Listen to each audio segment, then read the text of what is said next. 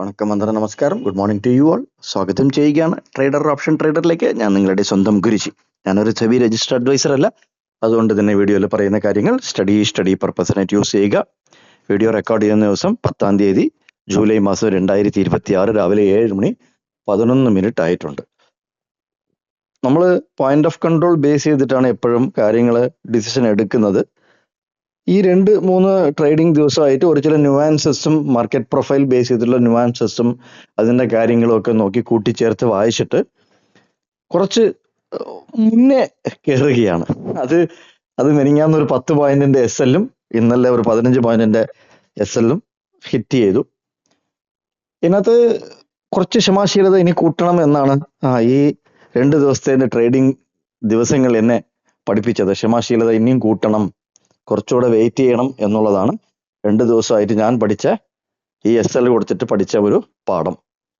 കുഴപ്പമില്ല, അതൊരു നമുക്ക് എന്നും പ്രോഫിറ്റ് ബുക്ക് ചെയ്യാൻ പറ്റൂല.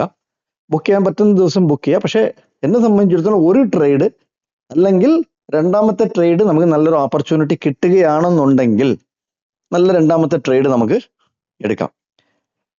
കാര്യത്തിൽ 132 പോയിന്റ് ഓഫ് കൺട്രോൾ 132 188 പോയി.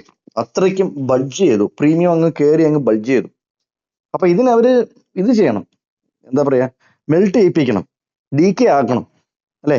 DK ആക്കിയാലേ ഈ ബഡ്ജ് ചെയ്ത പ്രീമിയത്തിനെ കൊണ്ട് അവർക്ക് ഗുണമുള്ളൂ. നോർമലായിട്ടും പ്രീമിയം ഇങ്ങനെ വലുതായിട്ട് ബഡ്ജ് ചെയ്യുമ്പം ഓപ്ഷൻ സെല്ലറിന് കൂടുതൽ ഇൻട്രസ്റ്റ് ആണ്. അവർ കൂടുതൽ ഇൻട്രസ്റ്റഡ് ആയിട്ട് മാർക്കറ്റിൽ ഉണ്ടാവും.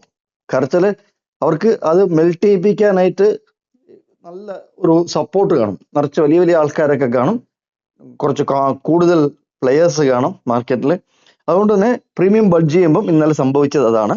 ഇന്നലെ എക്സാക്ട്ലി ആ സ്ഥലത്ത് ഇന്നലെ കണ്ടോ, അതായത് നമ്മൾ ഇന്നത്തെ PE കയറാൻ കാരണം 2400 PE 170 മുകളിൽ കയറാൻ കാരണം തന്നെ 2400 അവിടെ ഒരു റെസിസ്റ്റന്റ് എടുത്ത് അവിടെ നിന്ന് ഒരു സപ്ലൈ വരുന്നത് കണ്ട് നമ്മുടെ ഒരു ലെവൽ കാൽക്കുലേറ്റ് ചെയ്ത് 188 നമ്മുടെ ഇന്നലത്തെ പോയിന്റ് ഓഫ് കൺട്രോൾ ആണെന്നുണ്ടെങ്കിലും അവിടെ ഒരു ക്ലോസിംഗ് തരാനായിട്ട് വെയിറ്റ് ചെയ്യണമായിരുന്നു. അത് ചെയ്തില്ല. എന്നിട്ട് വേറൊരു കാൽക്കുലേഷൻ മാർക്കറ്റ് പ്രൊഫൈലിനെ ബേസ് ചെയ്തിട്ടും പ്രീമിയം ബേസ് ചെയ്തിട്ടൊക്കെ കിട്ടിയോണ്ടാണ് 170 കയറിയത്. അങ്ങനെയാണ് നമുക്ക് SL ഹിറ്റ് ആയത്. ബട്ട് ഓക്കെ, അതിൽ നിന്ന് ഒരു ക്ലാരിറ്റി നമുക്ക് ഇന്നലെ കിട്ടി. പക്ഷെ ആ 2400 ഇന്നലെ ഉച്ചയ്ക്ക് ശേഷം പോയി മോളിൽ പോയി ക്ലോസ് ചെയ്ത് 240 വരെ പോയിട്ട് തിരിച്ച് അത് 200 210 അടുപ്പിച്ചാണ് അവിടെ ക്ലോസ് ചെയ്തത് PE. Okay, no problem. നമ്മൾ എപ്പോഴും ഇൻട്രാഡേ പ്ലെയർ ആണ്. നമ്മൾ ഹോൾഡിംഗ് എന്ന് പറഞ്ഞ പരിപാടിക്ക് ഇല്ല യാതൊരു കാരണവശാലും. ഓപ്ഷൻ ബയർ ആയതുകൊണ്ട് ഹോൾഡ് ചെയ്ത് ഇതുവരെയ്ക്കും വളരെ വളരെ റെയറസ്റ്റ് കേസ് എനിക്ക് ഓർമ്മ വെച്ചതിൽ 1-2 പ്രാവശ്യം ഹോൾഡ് ചെയ്തിട്ടുണ്ട് ഒരു ദിവസത്തിനായിട്ട്. സ്റ്റോക്ക് ഹോൾഡ് ചെയ്തിട്ടുണ്ട് 1-2 ദിവസം.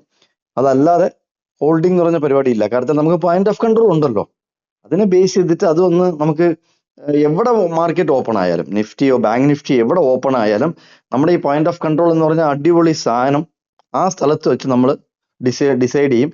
നമ്മൾ കൺസിസ്റ്റന്റ് ആയിട്ട് കിട്ടുന്ന ഓപ്പർച്യൂണിറ്റിയിൽ 30-40 പോയിന്റ് ബുക്ക് ചെയ്ത് ഇറങ്ങും. ഓക്കെ, ഇത് ഇന്നത്തെ ലെവലാണ് നോക്കുക.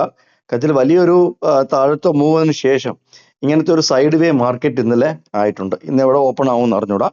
എങ്കിലും ഈ ലെവലൊക്കെ നോട്ട് ചെയ്ത് വെക്കുക. ഇന്നത്തെ പോയിന്റ് ഓഫ് കൺട്രോൾ 137 ആയിട്ടുണ്ട്, ശ്രദ്ധിക്കുക.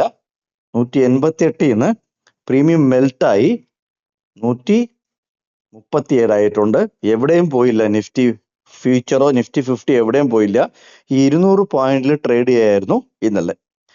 മാക്സിമം ഷെയർ ചെയ്യുക, ലൈക്ക് ചെയ്യുക. സബ്സ്ക്രൈബ് ചെയ്യാത്തവർ സബ്സ്ക്രൈബ് ചെയ്ത് കാണുക, കമന്റ് ചെയ്യുക. വീണ്ടും ഒരു വീഡിയോയിൽ കണ്ടുമുട്ടാം. കണ്ടതിന് നന്ദി, നമസ്കാരം. Thank you very much.